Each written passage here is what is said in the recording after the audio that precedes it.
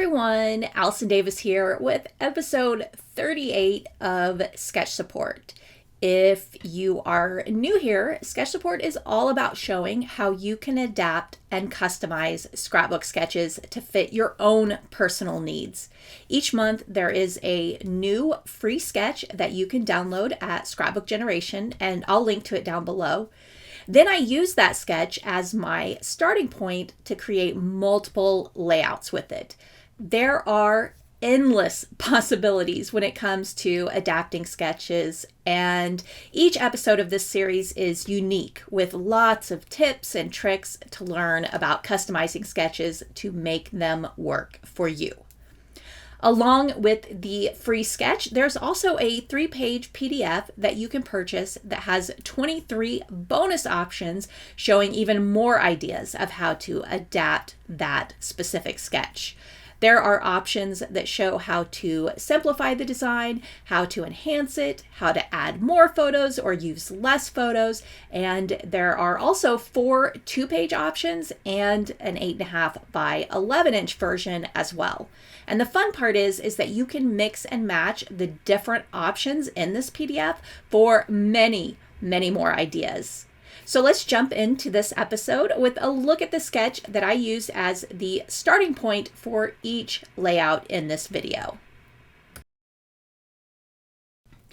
I knew right away that this could potentially be a controversial sketch design. And I say that because the main design is made up with stitching. And as a stitching obsessed scrapbooker, I've learned that anytime there is a lot of stitching, I hear a lot of "you are crazy" or "who has time for all of that?" But knowing that this design would potentially be a little sneered at was exactly why I chose it.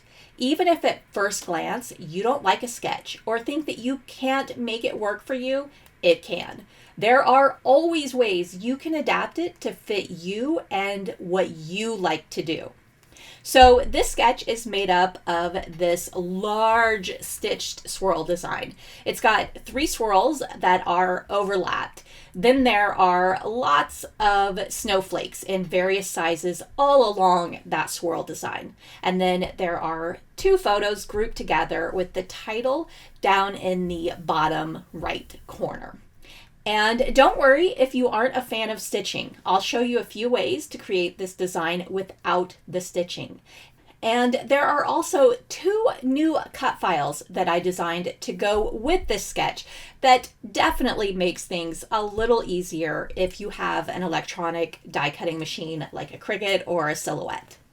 And trust me, if you are looking at this sketch and saying, "I would never," just give me a chance to show you the layouts I made with this. I share these layouts throughout the week on my website and social media, and it was so funny to see the sketch downloads kind of grow a little bit. On day 1, it was a very low amount of downloads. Then after the second layout, it jumped up a ton. And by the third layout, it was one of the top free sketch downloads that we've had. So let's go ahead and take a look at the very first layout I created using this sketch. So how funny is it that I just told you you don't have to worry about the stitching, and then the first layout I share with you has an astronomical amount of stitching on it. And I am willing to admit, even as a stitching obsessed creator, that the stitching may have gotten away with me a little bit on this one. So the first change I made to the sketch was by adding a large background piece to the background. So I had this photo of Drew after playing in the snow, and he had a knit hat on. And as I went through my winter themed papers, I came across this yellow chevron pattern paper. And the yellow was a perfect match to the yellow stripe on his hat. And I instantly had an idea to stitch along that chevron design. And my intent was to do a chain link stitch along the thicker chevron stripes. That style of stitch seemed so perfect to create kind of a knit style to match Drew's hat. But then I thought, let's do some of the thinner lines with a backstitch. And then that rolled into let's do more lines with a backstitch. And the next thing I know, I have spent 5 whole days stitching this. And on about the 4th day, my husband, who, let's just say, isn't the most observant person, was like, are you still stitching that same paper? And it was at that moment that I realized maybe it was a little bit of overkill. And in all honesty, I kind of wish I had just kept it to the chain link stitching and nothing else. And I never thought I would ever say that the stitching might be a little bit too much, but here we are. Oh well, what's done is done. So for the swirl design, I decided to use one of those cut file designs. Since I went so crazy with that stitched background, I thought an easier approach for the rest of the layout was the path I wanted to take. So I cut that out of white cardstock and then adhered it with foam adhesive to the stitch background. I'd thought about just leaving it at that, but then I found a little baggie of snowflakes that I had cut for a previous layout, and some of those colors matched the colors in my photo, so they felt like the perfect accent. And this was also a great way to add a little bit of color to the solid white die cut. To complete the snowflake design, I added several jewels and pearls to the center of the snowflakes, along with a few sequins. So for my photo, I used a single 4x4-inch photo in place of the 2 photos on the sketch. Using a larger single photo in place of 2 smaller photos is always a great and super easy way to adapt a sketch to fit your needs. And the only other change I made was moving my journaling above the photo. On the sketch design, the journaling is in the top left, but I had so much bulkiness with the foam adhesive and the stitching and the layering snowflakes, so it just felt easier to put them above the photo. Because at this point, I was in the mood for easier after all of that stitching madness. In the end, this one ended up being a little busier than I generally like, but I'm okay with it. I'm going to blame it on being a little rusty after a super chaotic end of the year that kind of kept me from getting much creative time in. For my second layout, I created a version of the sketch that doesn't require an electronic die cutting machine or hand stitching. It still follows the general design and placement of the sketch with just a few small adjustments. My original plan was to add the stitch swirl and then add hearts on top of the stitching in place of the snowflakes. But as I was searching for papers for the hearts, I came across this beautiful rainbow colored butterfly paper from Vicki Boutin. So I instead decided to fussy cut the butterflies and then arrange them into the whole swirl design.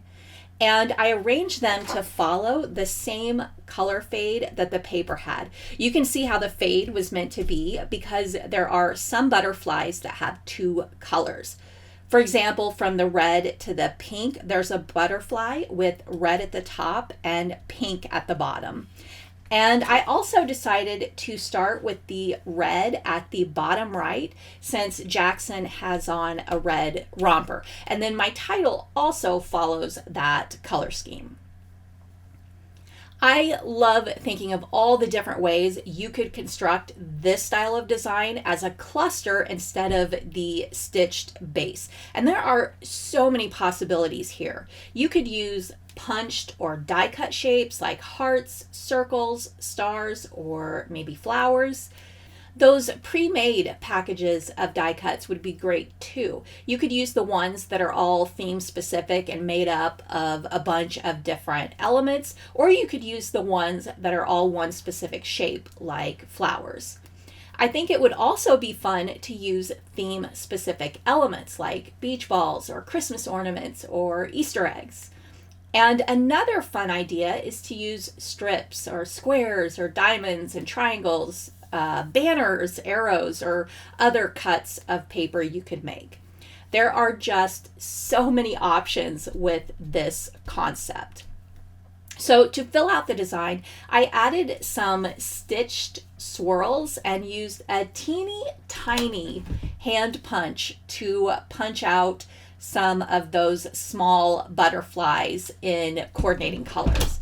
I also added some color coordinated word and phrase stickers and then jewels throughout the whole design. Even with the fussy cutting of all of these butterflies, this layout went together really, really quick. I would imagine if you used punches or pre-made die cuts, this could be a super, super speedy layout, and the end result will be striking and so eye-catching. The third layout of Sketch Support is always about showing how you can adapt the sketch to work with a different size of layout. I always say never let the size of the sketch determine the size of your layout. There are so many ways you can adjust and stretch or shrink a design to work with any size. When it comes to adapting a one-page sketch for a two-page layout, the concepts I turn to the most are stretching the design, extending the design, or adding a large photo block on the opposite page. Now, stretching and extending always kind of sounds similar, but they really are quite different. Stretching is like you take the edge of the sketch and pull it across both pages, whereas extending is repeating the design to go across both pages. For my two-page layout, I extended the design, and I'll get into more detail about that in a minute, but first, let's focus on a few other details I want to mention first. So I first decided to flip the design. The swirl is on the right page going in the opposite direction. And my reasoning for this came down to the photos I wanted to use. The most common reason I flip a design is to ensure that the subject in my photos are not facing off the layout. And that may sound like kind of a silly reason, but it really can be an important design principle to remember. When your subject is facing off the layout, it kind of automatically pulls your attention in that same direction. I always think of it like when someone points to the sky and you just automatically look to see what they are pointing at. It's kind of the same concept. Speaking of the photos, I started off with 6 4x6-inch photos. I loved the idea of creating movement with the swirl across both pages, so I wanted to find some photos with action, and I found these photos of Drew going across the monkey bars at our local park. In the beginning, I was planning on eliminating one photo from the set and using just 5 of them arranged the way you see here.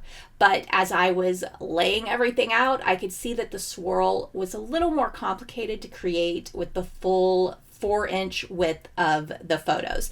And the photo on the bottom right was covering up a significant portion of the swirl. But luckily, there was enough empty space on the left and right edges of each photo that I could easily cut them down to 3x6 inches. And this way, I could use all 6 instead of having to leave one out. For the placement, and I do this so often with action style photos, I arranged 5 of the photos in a straight line across the layout, with the 6th photo taking the place of the 2 photos on the sketch near the bottom edge of the swirl. To construct the swirl, I used triangles that were arranged to resemble arrows. To make these, I cut 1.5-inch squares and then cut them in half diagonally. And then towards the end of the swirl, I went to smaller 1.25-inch triangles and then ended with 1-inch triangles. And this helped to get the curve I needed to complete the swirl design in the middle. So earlier I had mentioned that I had extended the design, and I did that by breaking the swirl up into tiny pieces to create it out of these triangles. And then I have added tons of them to lead all the way across both pages. So that is an example of what extending is. I extended the amount of pieces to create this large swirl design. Anytime I use a rainbow of colors like this, my favorite style of stitching to do is using a high contrast neutral. And most of the time it's going to be black. I just love how that darker stitching stands out on the colorful papers, and it really highlights the arrow and the swirl design. And I really wish I would have taken a picture of the layout before I added the stitching, just to show you all the impact it has on the overall design. And I'll try to remember the next time I'm stitching something to do that. For my title and my journaling, I somewhat followed the sketch in the sense that the title is in the bottom right corner and the journaling is in the top left corner. A lot of times on a 2-page layout, I will arrange my title and journaling in opposite corners to add balance to the whole design. Then to finish the layout and add a little more detail to the arrow and swirl design, I added lots of black and white stars. I always love adding small details like this to my layouts. And that's all for this episode of Sketch Support. I hope if you made it to the end here that you saw the potential with this sketch. And just remember that there are always ways you can adapt a sketch to fit what you need.